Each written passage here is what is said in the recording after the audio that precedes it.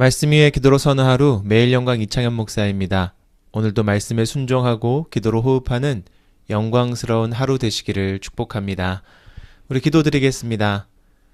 이 시간 주님의 말씀을 읽을 때 성령님 오셔서 밝혀주소서, 눈을 열어 보게 하소서, 귀를 열어 듣게 하소서, 마음을 열어 깨닫게 하소서, 깨달은 말씀대로 살게 하소서, 오늘도 생명의 말씀으로 채워주소서.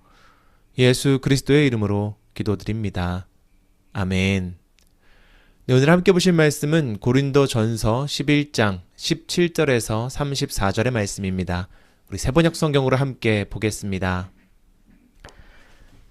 다음에 지시하려는 일에 대해서는 나는 여러분을 칭찬할 수 없습니다.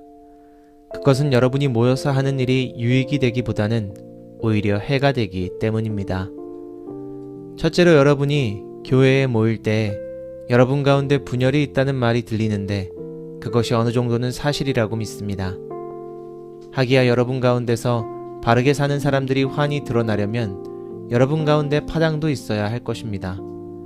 그렇지만 여러분이 분열되어 있으니 여러분이 한 자리에 모여서 먹어도 그것은 주님의 만찬을 먹는 것이 아닙니다. 먹을 때 사람마다 제각금 자기 저녁을 먼저 먹으므로 어떤 사람은 배가 고프고 어떤 사람은 술에 취합니다. 여러분에게 먹고 마실 집이 없습니까? 그렇지 않으면 여러분이 하나님의 교회를 멸시하고 가난한 사람들을 부끄럽게 하려는 것입니까? 내가 여러분에게 무슨 말을 해야 하겠습니까? 여러분을 칭찬해야 하겠습니까? 이 점에서는 칭찬할 수 없습니다. 내가 여러분에게 전해준 것은 주님으로부터 전해받은 것입니다. 곧 주 예수께서 잡히시던 밤에 빵을 들어서 감사를 드리신 다음에 떼시고 말씀하셨습니다. 이것은 너희를 위하는 내 몸이다. 이것을 행하여 나를 기억하여라. 식후에 잔도 이와 같이 하시고는 말씀하셨습니다. 이 잔은 내 피로 세운 새 언약이다. 너희가 마실 때마다 이것을 행하여 나를 기억하여라.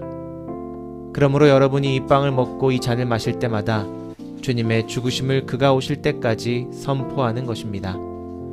그러므로 누구든지 합당하지 않게 주님의 빵을 먹거나 주님의 잔을 마시는 사람은 주님의 몸과 피를 범하는 죄를 짓는 것입니다. 그러니 각 사람은 자기를 살펴야 합니다. 그런 다음에 그 빵을 먹고 그 잔을 마셔야 합니다. 몸을 분별함이 없이 먹고 마시는 사람은 자기에게 내릴 심판을 먹고 마시는 것입니다. 이 때문에 여러분 가운데는 몸이 약한 사람과 병든 사람이 많고 죽은 사람도 적지 않습니다. 우리가 스스로 살피면 심판을 받지 않을 것입니다. 그런데 주님께서 우리를 심판하시고 징계하시는 것은 우리가 세상과 함께 정죄를 받지 않게 하시려는 것입니다.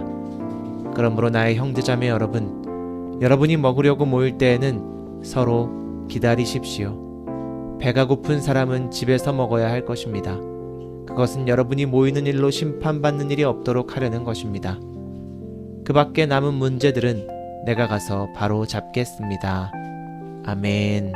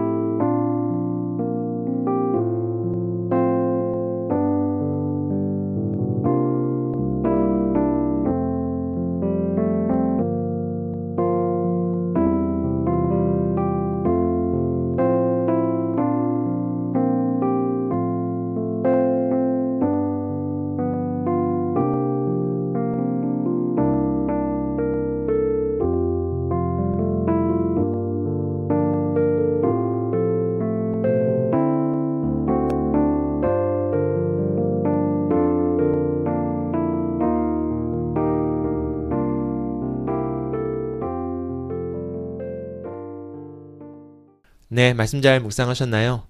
오늘 말씀 묵상하다 보면 우리가 성찬식에서 듣게 되는 구절들이 나옵니다. 그래서 오늘 말씀이 성찬식과 관련되어 있다고 많이 알려져 있는데요. 그런데 오늘 말씀을 묵상하기 전에 우리가 기억해야 할 것이 있습니다. 그것은 초대교회 때는 지금 우리가 하고 있는 이 성찬식과는 조금 달리 애찬으로만 있었다는 겁니다. 초대교회 교인들은요, 일단 모이면 함께 식사부터 시작했습니다. 그리고 그 자리에서 예수님의 죽음과 부활을 함께 기억했습니다. 그런데 바울이 보기에 이 고린도 교회의 애찬 시간은 예수님을 기억하는 식탁이라고 할 수 없었던 겁니다. 이를테면 그가 이야기하듯이 부요한 사람들은 조금 일찍 모일 수가 있었습니다. 그래서 안방에서 모여서 식사를 시작했습니다. 반면에 가난한 사람들은 일을 마치고서야 뒤늦게 교회에 올 수 있었고요. 안방이 아니라 집 마당에 모여서 먹을 것도 충분히 남아있지 않은 채로 애찬을 시작해야 했습니다. 같은 교회라고는 하지만 따로 모이기 시작한 것이고요. 배불리 먹는 사람이 있는가 하면 여전히 배고픈 이들이 있었습니다. 그래서 바울이 이 애찬 시간 고린도 교회의 식탁을 보며 이렇게 말합니다. 여러분이 한자리에 모여서 먹는다고 하여도 그것은 주님의 만찬을 먹는 것이 아닙니다. 라고 말합니다. 고린도 교회의 애찬 시간은 그저 교회에서 먹는 것일 뿐이지 예수님께서 제정하시고 함께하는 식탁일 수 없었습니다. 왜냐하면 한번 생각해 보십시오. 예수님의 식탁은 어땠습니까?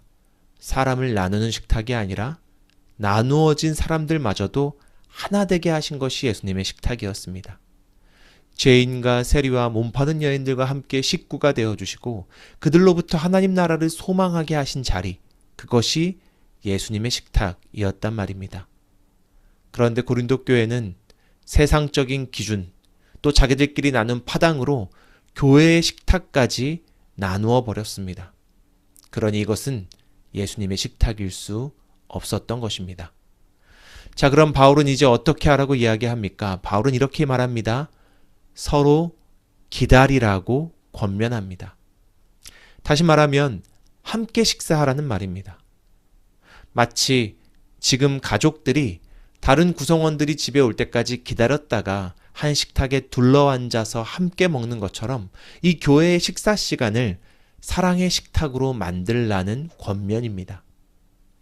사랑하는 성도님들, 오늘 말씀은 특별히 우리 교회에게 남다른 의미가 있을 것 같습니다. 왜냐하면 우리도 매주 예배 후에 애찬의 시간을 갖기 때문입니다. 그러니 오늘 말씀을 통해서 우리의 식탁을 돌아보았으면 좋겠습니다. 우리 영광교회의 애찬, 그 시간이 처음 온 사람을 환대하는 열린 식탁입니까? 우리의 애찬 시간에 소외받는 사람은 없습니까? 애찬 시간에 나는 늘 편한 사람들하고만 앉아있진 않습니까? 분명한 것은 예수님의 식탁이 되기 위해서는요, 그 시간이 나의 배를 채우는 시간이 아니라 영혼을 품는 시간이 되어야 합니다. 이를 위해서 내가 나아가야 할 한 발자국, 순종의 걸음은 무엇입니까? 바라기는 우리 영광교회의 식탁이요, 서로를 더욱 환대하고 서로의 마음까지 귀담아 경청하며 예수님의 식탁으로 세워져 가기를 주님의 이름으로 축원합니다. 우리 기도드리겠습니다.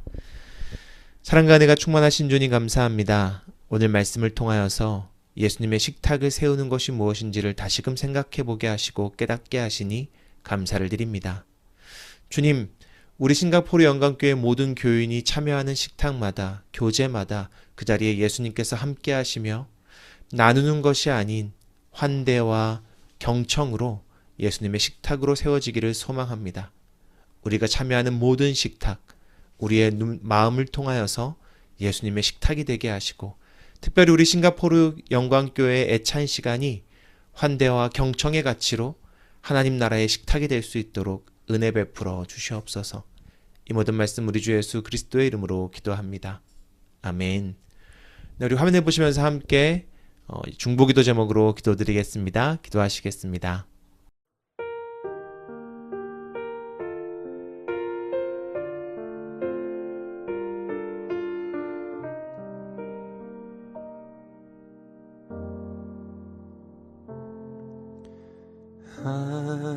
하나님의 음성을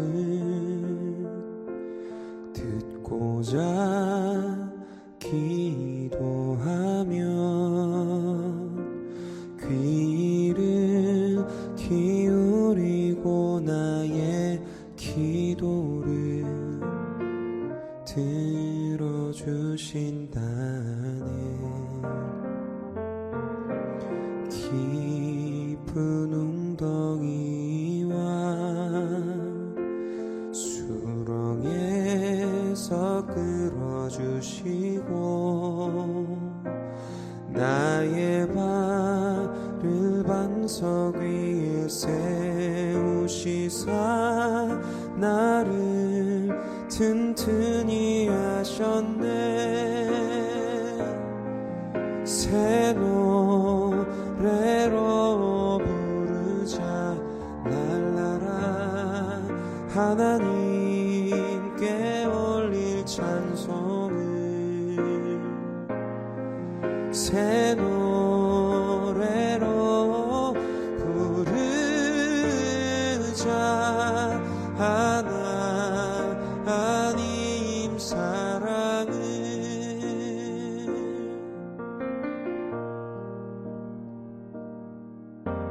주를 의지하고 교만하지 않으면 거짓에 치우치지 아니하면 복이 있으리라. 여호와 나의 주는 크신 권능의 주라. 그의 크신 권능으로 우리들을 사랑하여 주시네. 새 노래로 부르자 랄라라. 하나님께 올릴 찬송을 새 노래로 부르자. 하나님 사랑을 새 노래로 부르자 랄라라. 하나님께 올릴 찬송을 새